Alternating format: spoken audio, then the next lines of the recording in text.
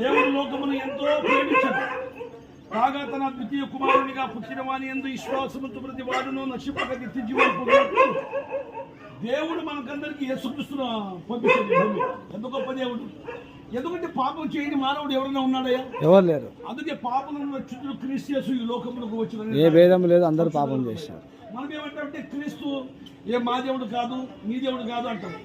మనకు మనిషి ఒక దేవుడు లేడు, కానీ భూమి ఆకాశం సృష్టించిన సృష్టికర్త అయిన దేవుడు ఒక్కడే అని పరిశుద్ధ బైబిల్ చెల్లిస్తుంది.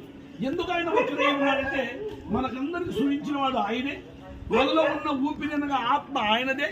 ఆ ఆత్మతోనే మనము పరలోక రాజ్యం చేరాలని ఆ దేవుడు మనలను ప్రేమించాడని. మనం ప్రేమించలేదు దేవుణ్ణి, ఆ దేవుని ప్రేమించి మనలాంటి సామాన్యమైన మానవుడుగా, సామాన్యమైన ఒక వ్యక్తిగా వచ్చి ఆయన మన పాపల కోసం శిలువ మరణం పొంది, మన పాపల కోసం రక్తం కార్చి, మన పాపల కోసం సమాధి చేయబడి, మన పాపల కోసం ఆయన సమాధిలో నుండి 3వ దినమున సజీవుడు. ఎందుకంటే లేఖనముల ప్రకారం వచ్చాడు ఆయన.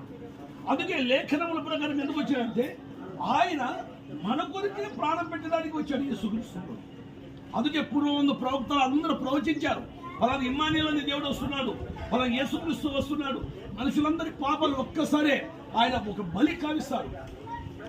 ఎడ్ల రక్తం చేత గొడ్ల రక్తం చేత మనం శుద్ధీకరించలేం కదా, పవిత్ర రక్తం చిందించాలి. అందుకే సర్వ పాప పరిహారం